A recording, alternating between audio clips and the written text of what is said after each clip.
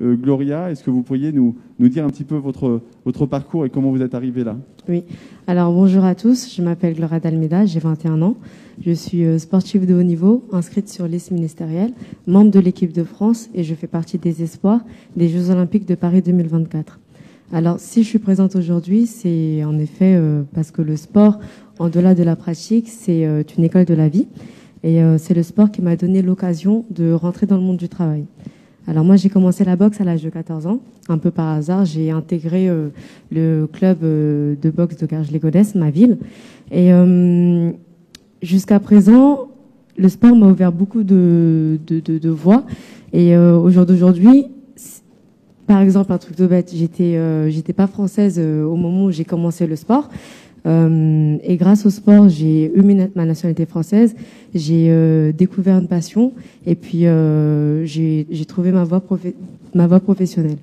Donc, par le sport, j'ai appris à me surpasser, à me fixer des objectifs et à faire un travail d'équipe.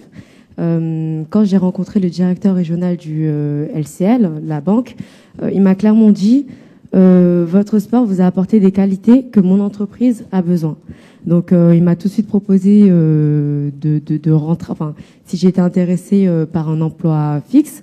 Et il m'a tendu la main, il a su me faire confiance. On parlait de confiance et c'est vrai que la notion de confiance envers les jeunes, c'est très important. En tout cas, c'est ce que je pense.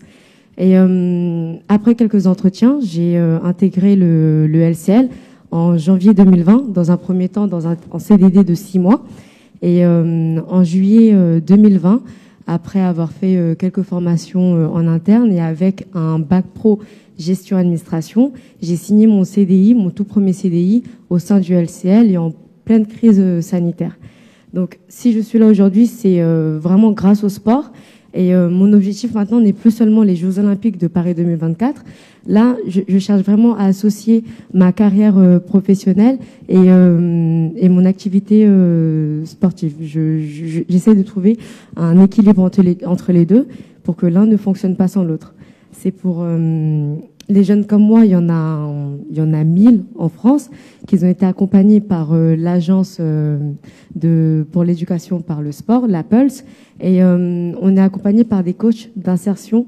Et ces coachs-là, en fait, moi pour ma part, mon coach a été mon entraîneur de club. Il est ensuite devenu mon coach d'insertion par le sport.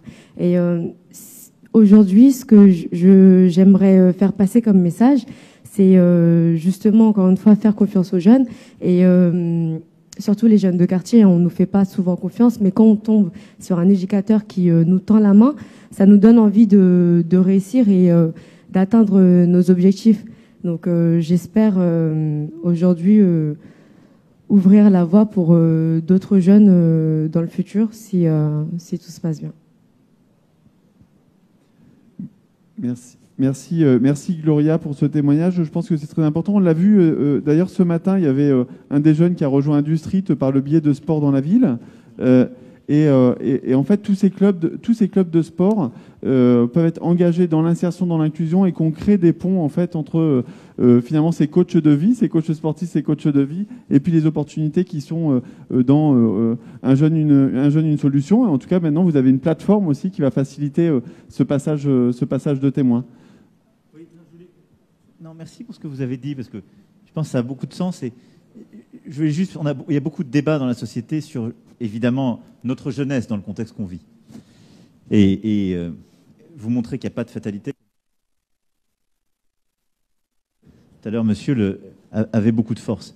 Mais moi, je voulais insister sur ce que vous venez d'évoquer. La vie, ce n'est pas simplement avoir un revenu.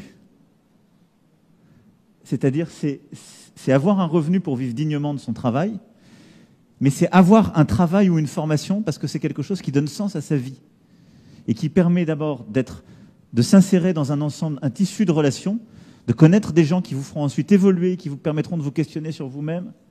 Et c'est ce qui va vous permettre aussi de donner un sens à cette vie. Et vous l'avez très bien dit, par le sport, ça peut être par le sport, ça peut être par la musique ou autre chose, c'est construire ces passerelles. Et c'est voilà, ces espèces de chemins qu'il nous faut tracer et réussir à ouvrir. Mais je voulais insister là-dessus parce qu'on a besoin en effet des accompagnants qui sont dans l'entreprise, on a besoin des associations qui sont en dehors de l'entreprise, dans la vie citoyenne. On a besoin de nos professeurs qui sont souvent ces premières mains qui tirent un jeune ou une jeune et qui lui font confiance. Et puis on a besoin de gens comme vous qui donnent confiance à d'autres parce que vous allez être un modèle pour d'autres. Mais moi, je voulais simplement insister sur cette chose toute bête qu'on oublie parfois quand on a l'impression que face à un problème, il faut juste appliquer un chiffre. C'est que notre jeunesse, elle a besoin en effet de travail, de rémunération juste pour le travail, de continuer à se former, de choisir au fond sa vie et de lui donner le sens qu'elle veut. Et c'est exactement ce que vous êtes en train de faire les uns les autres. C'est beaucoup plus fort et beaucoup plus exigeant que simplement avoir un montant. Je crois. Et ce que vous avez dit était très, très beau et très fort. Et moi, je pense qu'il faut faire confiance à la jeunesse, y compris celle des quartiers comme de la ruralité. Parce que c'est vous qui avez la solution. C'est ça. Merci. Merci, merci beaucoup à vous. Merci Gloria. Et puis, du coup, pour toutes les entreprises qui parfois disent qu'elles ont du mal à trouver des candidats, des jeunes, eh bien, rejoignez aussi ces programmes d'insertion par le sport à l'image de ce qu'a fait le Crédit Agricole.